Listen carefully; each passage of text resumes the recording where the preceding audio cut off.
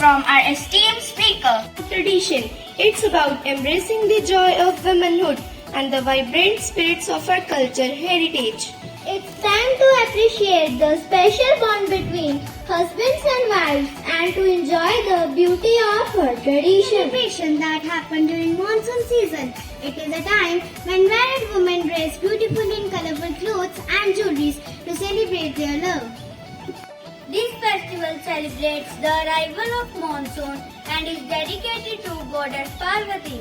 We see lots of people dancing, singing and eating delicious food and enjoy sweets like heaven. In the great month of Sawan, devotees perform various rituals to seek blessings of Lord Shiva.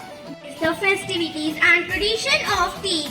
Let us remember the significance of the unity, happiness and the beauty of relationships.